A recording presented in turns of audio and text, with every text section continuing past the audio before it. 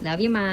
Happy birthday! Happy Aquarian D-Day. More wishes. Thank you! Ann Curtis, sinurpresa ng kanyang mga friends sa kanyang 41st birthday. Ayon sa aktres ay wala sana siyang plano na mag-party. Kaya ang mga friends niya ang nagsorpresa ng isang impromptu celebration. Spotted sa party ang It Girls, na sina Georgina Wilson na nagdiwang din ng kanyang birthday noong February 12, at si Liz Oy. Nandoon din sina Raymond Gutierrez, Kylie Echari, at mga kasamahan niya sa It's Showtime gaya nina Darren Espanto at Vice Ganda. Happy birthday to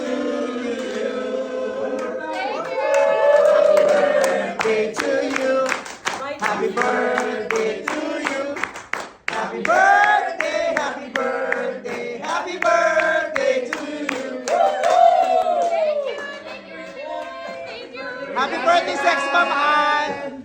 Birthday na yan. Birthday ni Sex Mom Ann! Sa kanyang IG post, nagpasalamat siya sa mga kaibigan niyang nakasama niya sa gabing yun.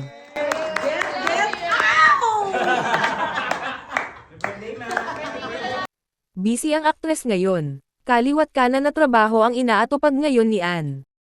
Mula sa brand endorsements, photoshoots, TV guestings, at sa kanilang pelikula ni Jericho Rosales, ang The Loved One. Humarap man sa kontrobersya ang lead man niya na si Jericho, dahil sa maling pakikitungo di umano kay Kim Chu, ay deadma lang ang aktres.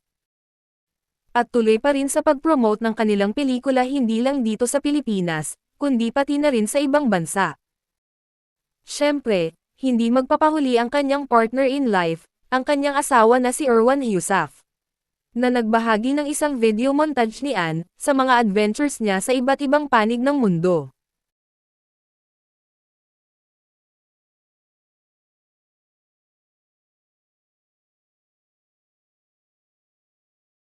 Masaya ding binahagi ng It's Showtime host ang mga larawan niya mula sa isang luxury brand photoshoot.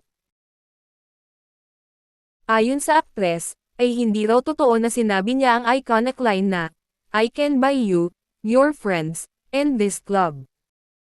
Sinabi niya sa ang walang kwentang podcast, na ayon sa kanyang mga friends na saksi sa insidente, kung saan nagkainitan sila ni John Lloyd at Fomela Baranda, ay hindi raw niya sinabi ang linyang ito. Pero dahil sumikat ang iconic line na ito, ay aakuin na raw niya. Dagdag ng aktres, dahil sa insidenteng yun, ay mas na-bless siya ni Lord, at mas nakilala niya kung sino ang mga tunay niyang kaibigan. Medyo nagka-anxiety raw siya sa panahong yun. Parang ayaw makipagkaibigan ng mga tao sa kanya. Ang mga real friends niya, ay kinukumusta at pinupuntahan raw siya. Hindi na niya kinorek ang mga ganap sa gabing yun, kahit na siya ang naging masama, dahil anya what's the point kung may ilalaglag siyang tao.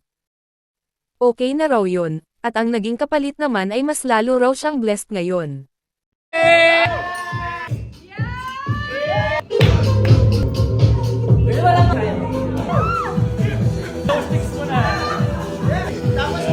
Ang haba naman ng Ang haba.